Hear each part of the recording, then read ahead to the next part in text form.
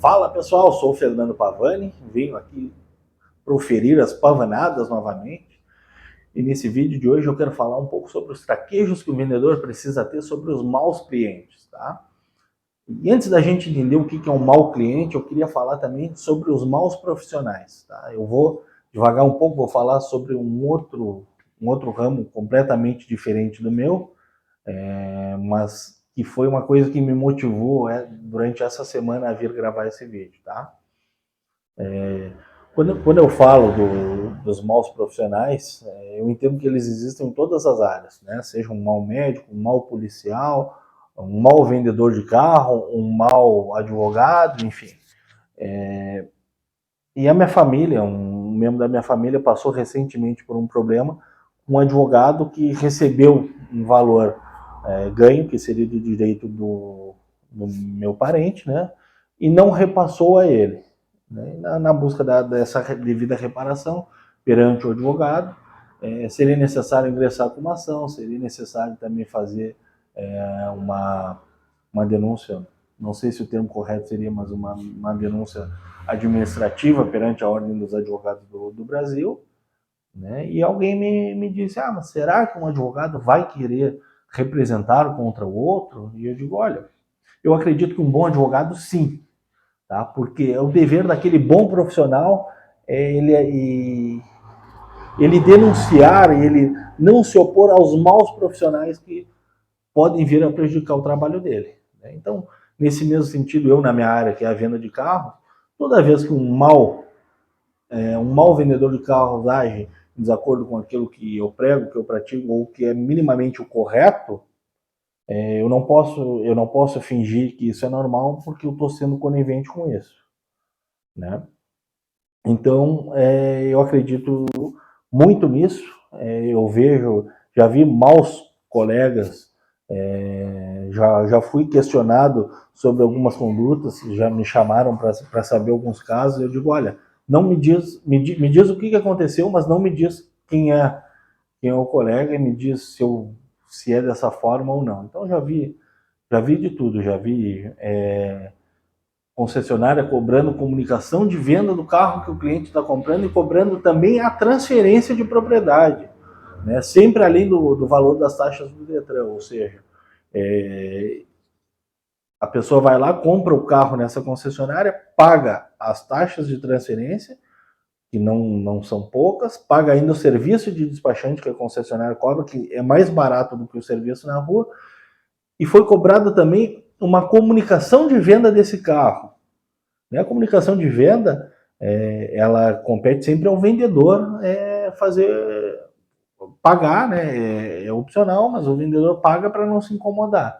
Só que quando a gente paga a transferência, não faz sentido pagar também a comunicação de venda, né? Ou o vendedor paga a comunicação de venda e o comprador paga a transferência para o nome dele. Mas, enfim, já me relataram um caso assim e, logicamente, eu dei a minha opinião porque eu considero isso muito errado. Isso é tirar o dinheiro facilmente do cliente e não é o meu propósito enquanto vendedor de automóvel, né?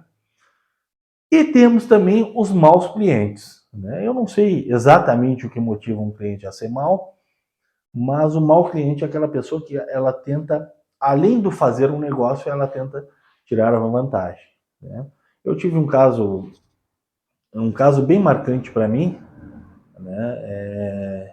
Eu vendi um carro para uma pessoa, né?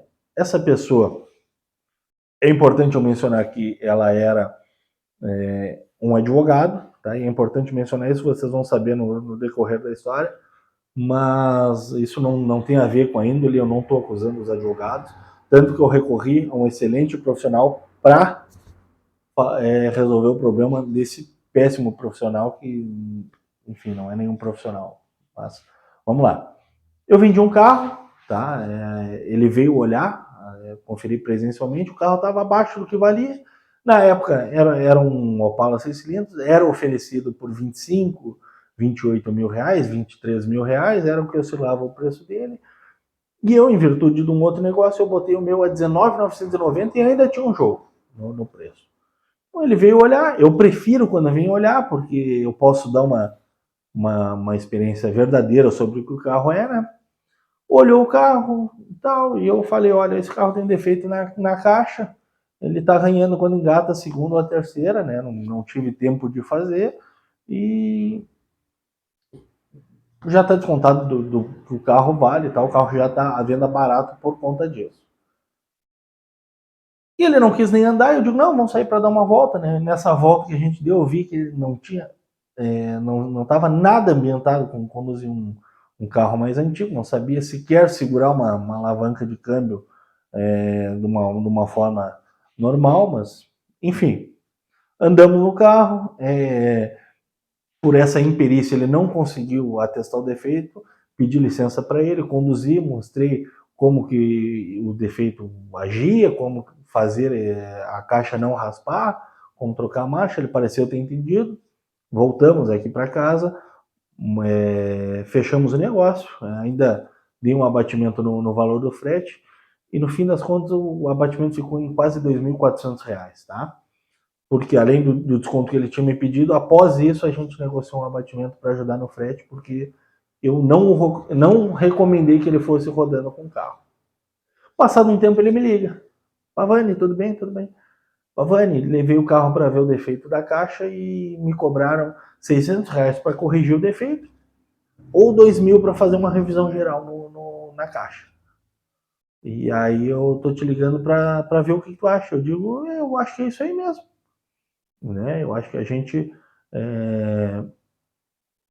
acho que é um valor bem justo, tal. Te recomendo até já que tu vai fazer toda a revisão na caixa, né? Já que tá mexendo, tá? Não, queria ver como que a gente acertava isso de uma outra forma. E eu digo, como assim? Tu diz o valor Eu digo, não, então tá, né, R$ 2.000 adianta? Ah, pô, adianta um monte. Eu digo, não, beleza, então tá. Só vamos fazer uma comparação assim, quanto eu pedia no carro? Daí, pedia 19.900. Eu digo, e a quanto fechamos o carro? Ficou 17.650. Eu digo, esse foi o valor que eu recebi pelo carro. Então, tu tem mais do que o valor aí, eu ainda fico com crédito contigo. Só com o que eu te dei de descontos. E tu sabe que é um carro que já estava abaixo do valor de mercado, o valor dele é maior. Aí que veio o carteiraço daquilo que eu digo ser o mal profissional, ainda que numa sutileza. Né? Ele diz, não, mas Pavani, eu não sei como as coisas funcionam na tua profissão, eu sei como funcionam na minha. Né? E a gente pode resolver essa questão de uma outra forma. Eu digo, perfeito, cara. Vamos resolver de uma outra forma, por quê? Porque tu tá me ligando para tratar aqui de um problema que eu te mostrei que o carro tinha, eu não só te mostrei, eu te fiz experimentar o problema e eu te deixei uma ciência. Então tu me comprou um carro com defeito, tá? Tu te beneficiou desse defeito na compra do carro, no valor da compra do carro, e agora tu tá me pedindo uma garantia desse defeito, cara, isso minha profissão ela age com o princípio da boa fé, assim como eu acredito que todas as profissões elas atuem, né? Sempre com o princípio da boa fé. E ele diz: não tô te cobrando garantia, é que eu achei que tu pudesse me ajudar. Eu digo: não, cara, tu tá me cobrando sim esse valor, mas vamos lá. Eu não trabalho com a intenção de lograr ninguém.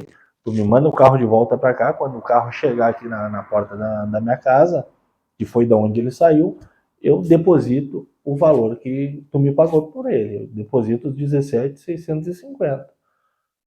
Não, que isso, tal, não, fiz um bom negócio, realmente, tal.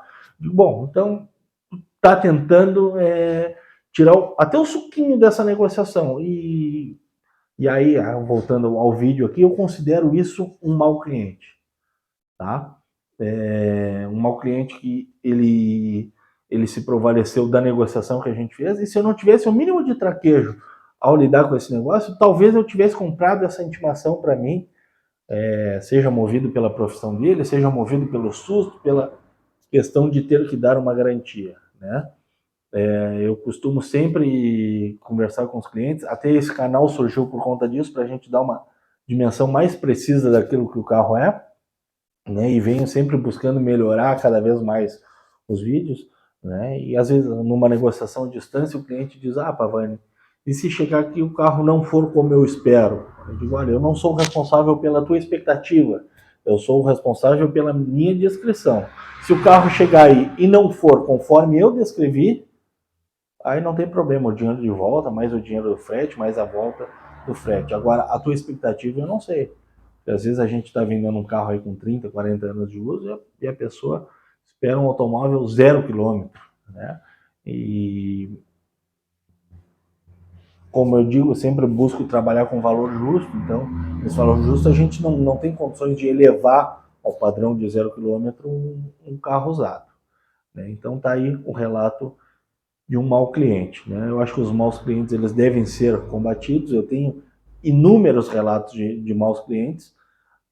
Casualmente, eles se proliferam quando a gente tenta quando a gente tenta vender um carro abaixo do preço de mercado. Putz, aí eu vejo muita gente tentando tirar uma vantagem devida, né, naquilo. Sempre vejo tentando fugir do escopo da negociação, porque eu não sei o que causa esse sentimento na pessoa. Parece que quando ele vê uma oportunidade vantajosa, ele quer ganhar mais, mas é isso, né? Existe um ditado que diz que o cliente sempre tem razão, mas esse vídeo é para mostrar que nem sempre o cliente tem razão, né? Claro, não estou dizendo que também o vendedor sempre tem razão. Já comecei o vídeo dizendo que existem maus colegas, mas também existem maus clientes. E eles sempre buscam ir além daquilo que foi tratado na negociação. Tá certo? Então aqui eu tive apenas mais um caso. Vou trazer casos assim, se vocês gostarem. Pretendo trazer mais casos de clientes assim, mais relatos. Mas aqui eu trouxe um caso de um mau cliente para ilustrar esse vídeo das pavanadas. Então agradeço a vocês aí pela audiência. Uma boa noite a todos.